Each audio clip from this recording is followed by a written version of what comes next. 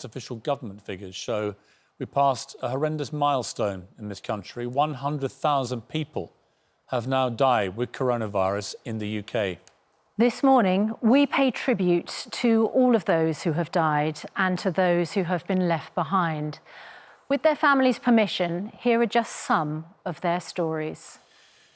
Rico from Leicestershire died at the age of 76 on the 1st of November. Maria's family say that she was an amazing person and an incredible grandmother who was never too busy to play with her grandchildren. Her daughter Annabelle remembers her mum as a great light in the family. 81-year-old Asan Chaudhary was originally from India. After witnessing many horrors as a child during partition, he came to the UK aged 19 to build a new life free from trauma.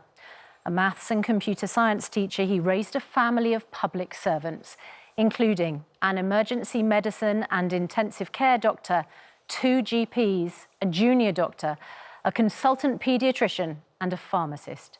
His family describe him as like the BFG, very tall and kind. A talented chef who loved cooking for his family, he was passionate about Scotland, bagpipes and steam trains. 68-year-old Susan Marston died on the 2nd of May. She was kind, loving and funny. Her daughters say she was a wonderful grandmother and they're so sad their children won't have her in their lives. She loved travelling, food and cats, but most of all, she loved her family. 85-year-old former Royal Mail worker Basideo Rambojon was honoured by the Queen for his 25 years of service. A father of 3 and grandfather of 6, he loved holidays by the sea and picnics in Richmond Park. His daughter, Davita, said, "My parents should have celebrated 50 years of marriage this year. Losing him has been unbearable." 83-year-old Rachel Hardy was a former NHS nurse. She lived through World War II, where she survived bombings in Hull and also served as a Navy, Army and Air Force Institute's officer in Cyprus. Her son Michael says she's had a remarkable life and was adored by her family. Olafemi Hakanola was a loving man who doted on his family and friends. A key worker for a British charity, he took care of people with learning difficulties.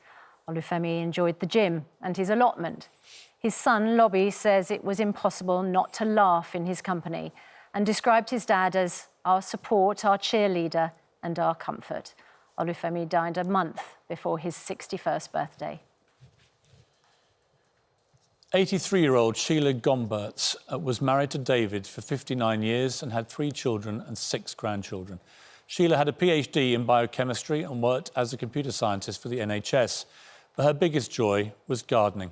After Sheila's death, David set up the Yellow Hearts Facebook page so that those who had lost loved ones could offer each other support. 61-year-old Mohammed Abdul Razak had a great sense of humour and always went the extra mile to put a smile on everyone's faces. His family describe him as very humble. He didn't just care about his family, but for the whole community. A great husband, father and a granddad. His death is a huge loss to everyone who knew him.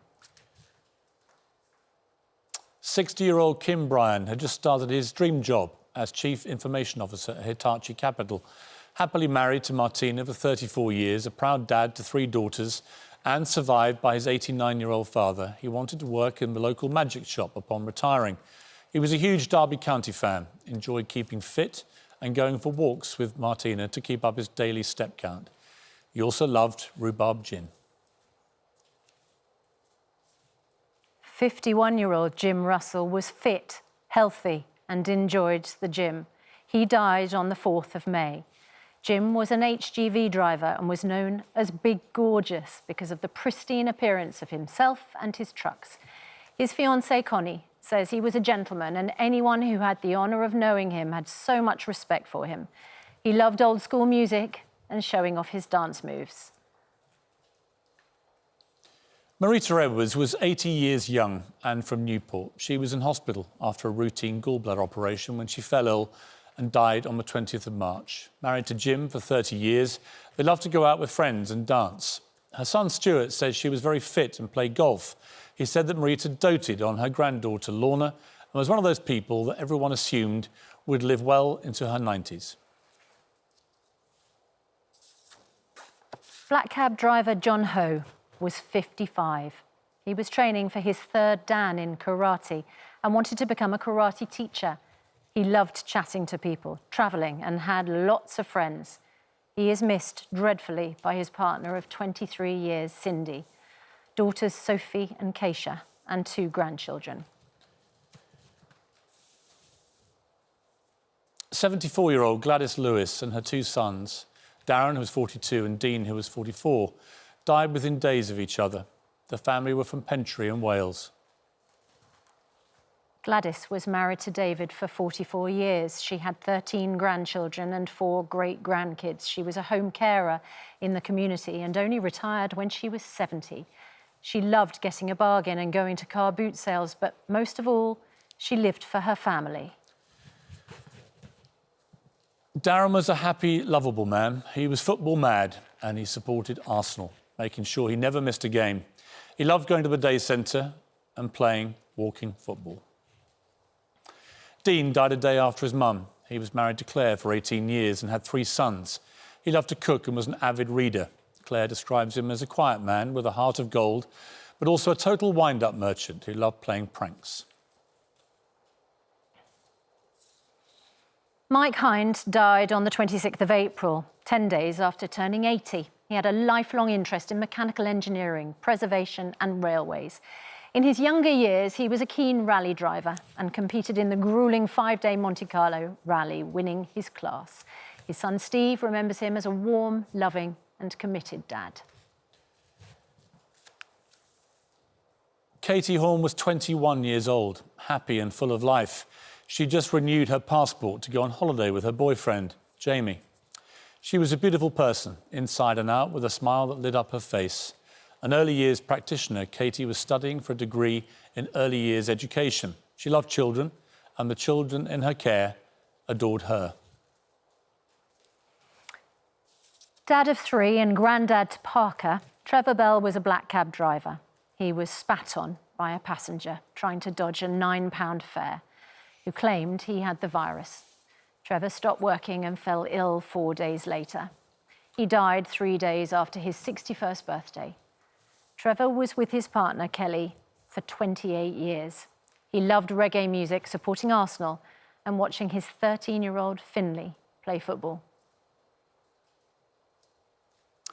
Peter Rodney Miles from Huntley in Aberdeen was 77. He was the 57th person in the country to die with COVID. He worked as a vicar in the Church of England, and his daughter, Sophia, describes him as a gentleman with enormous depth and a loving soul who was also a passionate birdwatcher. Police Constable Abbas Ahmed was 40 years old. PC Ahmed joined Greater Manchester Police in March 2017 and has been described by his colleagues on the Stretford response team as the greatest brother in and out of work. He leaves behind his wife and 2 young children. 95-year-old Elizabeth Lewis, also known as Betty, was gentle and kind, but also resilient. She had an unrelenting love for her family. Her granddaughter, Anushka, said Betty loved art and reading. She was interested in the world around her and made sure her family was too. Anushka said, despite our 70-year-old age gap, she was my best friend. 48-year-old Matt Perez died on the 17th of May. He was a devoted husband to Amanda. Family meant everything to him. Matt was greatly respected and loved by those he worked with. He was a fan of boxing and football, but music was his greatest love. Matt had a great sense of humour, and his family say you could hear his infectious, booming laugh from miles away. Jim Pass miraculously survived Dunkirk. He played a vital role on D-Day and was awarded France's top military honour. After the war, he ran a newsagent in Leeds, and in retirement he became heavily involved in the camping and caravanning club. He was married to Molly for 45 years and later to Rita for 32 years. Jim died on the 4th of November. He was 102 years old. Ramila Smythe was born in India and came to the UK when she was 6. Her son Chris says she was devoted to him, his sisters, husband Alan and grandchildren. In November 2019, they made her dreams come true, going on a safari holiday to Kenya. Memories they will always treasure. Britain's oldest twins, 96-year-old Tipton twins, Doris Hobday and Lillian Cox, were great friends and, of course, great supporters of this show, as all our viewers know. Sadly, they both contracted coronavirus. Lil is now out of hospital and recovering. Sadly, Doris passed away on the 5th of January, just 2 days before her vaccination letter arrived. Doris and Lil worked in factories and usually caught the bus together. They were often thrown off for singing too loudly. In a few minutes, we'll be joined by Lil to remember her sister, her twins' remarkable life. For each name and every story we have told, there are at least 4,000 more people who have died with coronavirus in the last year. We pay tribute to each and every single person who's lost their life from this dreadful virus. May they all rest in peace.